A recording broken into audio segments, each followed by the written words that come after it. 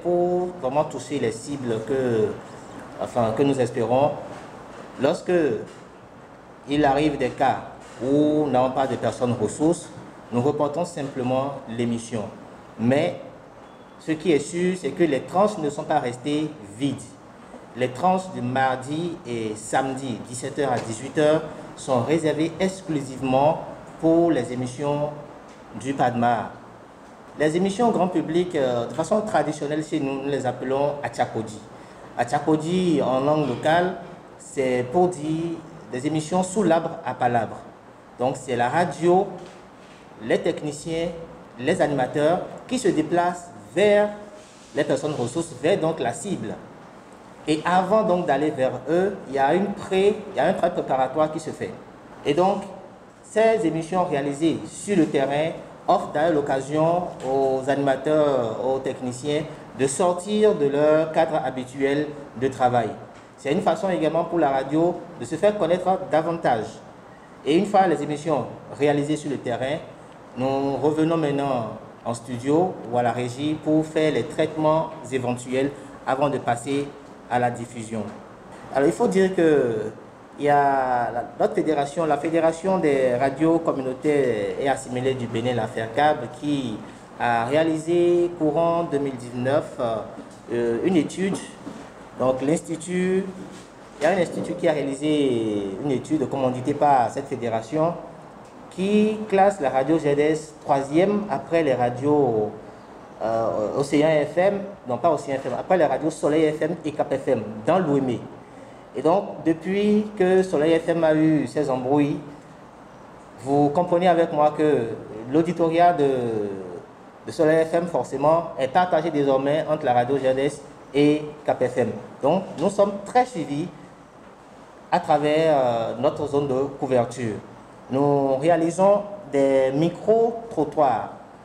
Nous l'avons fait dans les Agégués, à Dambo et à Porte-Nouveau également, pour apprécier l'impact de nos émissions, l'impact de nos réalisations, d'abord sur la vie des producteurs et sur les auditeurs de façon générale. Oui, des attentes pour la suite du partenariat, elles sont en termes d'appui, en termes de conseil, en termes de formation. C'est ce que nous souhaiterions avoir.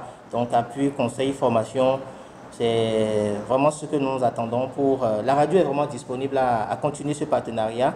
De toute façon, je sais compter sur la jeunesse de l'équipe qui la dirige. Je sais compter également sur le professionnalisme des techniciens et animateurs qui sont sollicités pour l'exécution de ce contrat.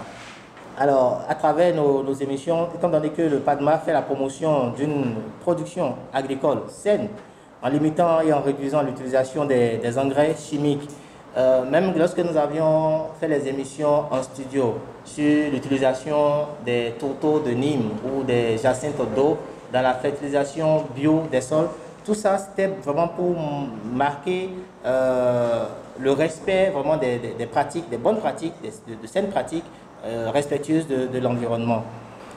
Des appuis dans la production des émissions, bon, je dirais tout simplement peut-être sur d'autres thématiques. Par exemple, quand je prends la Covid-19, nous avons un partenariat avec Care International Bénin-Togo pour la réalisation et la diffusion des émissions beaucoup plus sur la Covid-19. Des messages agrométéorologiques, oui, nous sommes disponibles à le faire. Tant que si c'est pour apporter un plus, et ça ne peut qu'être le cas, pour apporter un plus à nos populations, à notre auditoire, nous sommes partants. L'audience type de la radio, c'est vrai que c'est une radio communautaire, mais dans nos productions, nous essayons dans la mesure du possible de toucher une large partie vraiment de ces communautés. Nous ne faisons pas nos émissions, elles ne sont pas orientées vers une masse particulière d'auditoire. C'est vraiment des émissions un peu diversifiées. Les personnes ressources, nous saluons d'abord la détermination des différents TSM. Sur pratiquement les 11 émissions réalisées jusque-là, on peut dénombrer plus de la moitié où nous avons la présence effective des 3 TSM en studio. C'est vraiment un acquis et je leur tire un coup de chapeau. En fait, quand les émissions sont diffusées, nous avons des forums WhatsApp avec les producteurs, les maraîchers relais, où dans ces forums, nous partageons ces émissions et ça a un impact vraiment important sur les cibles.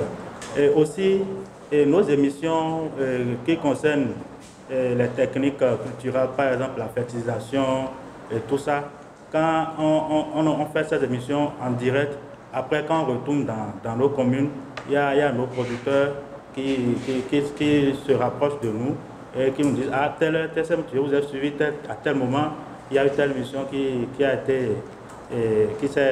est passée à la radio » et les producteurs qui n'avaient pas les pratiques sur lesquelles les pratiques qu'on développe à la radio, les producteurs qui n'avaient pas ces bonnes pratiques, à partir de ce moment, ils commencent ils se rapprochent de nous et nous les accompagnons davantage à mieux faire, à avoir les bonnes pratiques culturelles. Donc voilà un peu comment les producteurs on enregistre les retours par rapport à l'écoute. Après les différentes émissions réalisées en studio, que ce soit des émissions grand public aussi, généralement quand nous allons sur le terrain, les producteurs ne manquent pas de revenir sur les différentes émissions et d'autres même demandent à participer aux différentes émissions pour les foires à venir. Sur la base des feedbacks que la radio reçoit et la base des feedbacks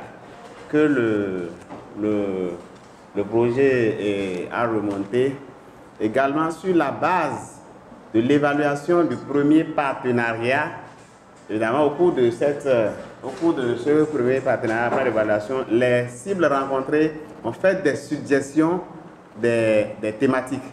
Donc c'est ces thématiques-là qui ont meublé le nouveau partenariat. Également, sur la base des feedbacks, les cibles demandent la rediffusion d'un certain nombre d'émissions. Donc, à ce niveau, comme je l'avais dit lors de la présentation globale, à la signature du contrat, c'est un contrat cadre, donc qui est flexible et qui donc laisse des ouvertures à la proposition de nouvelles thématiques. Donc, au démarrage, c'est juste des thèmes indicatifs que nous donnons. On démarre avec ça. La majorité des autres thèmes qui sont des thèmes qui sont proposés par la base. Et ça, c'est justement parce que les réalités socio-culturelles ne sont pas les mêmes au niveau de toutes les localités que couvre le PADMAR. Je l'avais dit dans ma présentation, en parlant par exemple ici des planches surélevées dans la vallée, au niveau de Radio Lalo, ce n'est pas utile. Franck Abio, représentant du ministère du Plan et Développement, je voudrais dire qu'en suivant tout ce qui a été dit, que le PADMAR a vu juste d'entrer en partenariat avec la radio GERDES, ce qui a permis de faire circuler des informations justes, appropriées et avec l'implication des TSM. Donc, une radio communautaire, ça touche plus facilement les populations à la base. Ça, c'est un point vraiment salué. J'avais une seule préoccupation, c'est à l'endroit du directeur de la radio.